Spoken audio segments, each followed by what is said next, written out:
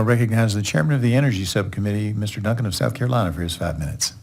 Thank you, Mr. Chairman. And I think when we talk about transparency, the Chinese government was not transparent about what happened in Wuhan.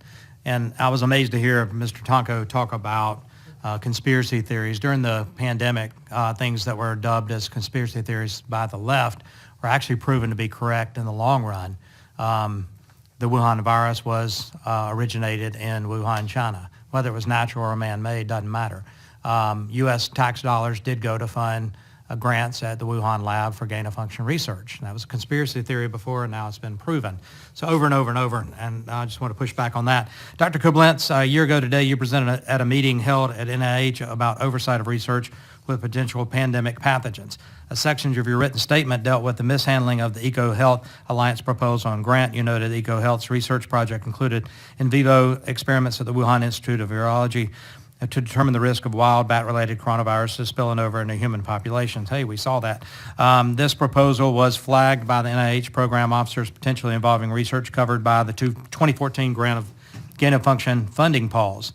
NIH included a requirement in the EcoHealth grant that, quote, that if any of the chimeric viruses generated under the grant showed evidence of enhanced virus growth greater than 10 times that of the original virus from which they were created, the grantee must immediately stop all experiments with these viruses and provide NIH and the Wuhan Lab's Institutional Biosafety Committee with the relevant data and information related to these unanticipated outcomes.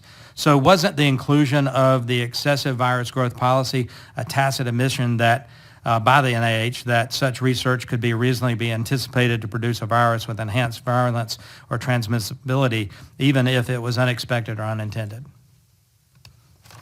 Yes or no? Yes, I do think it could have been reasonably anticipated. Okay. Was it the proper course of action for NIH to take was to refer this proposal to the HHS P3CO review group to assess the risk and benefits of the research and recommend how NIH should proceed with the grant? Yes or no? I think that would have been the appropriate method would have been to review, forward that proposal to the department-wide review. I take that as yes. But the NIH did not make such a referral, isn't that correct? Correct.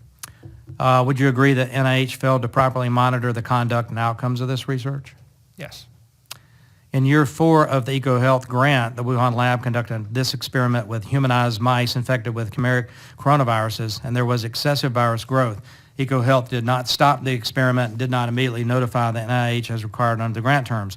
Even worse, EcoHealth Alliance did not halt this research as required since it reported in its year 5 annual progress report that, quote, we continued with the in vivo infection experiments of diverse bat SARS-related coronaviruses on transgenic mice expressing human ACE2, unquote. Doesn't this raise serious questions about EcoHealth's compliance with grant rules and show a breakdown of NIH oversight responsibilities over such experiments of concern? Yes, it calls into question implementation of the grant. So there were failure for oversight of the grant. Research was done on coronavirus that in mice that could be transmitted to humans. There were a lot of mistakes made, and I appreciate your forthcoming with that. And with that, I yield back, Mr. Chairman.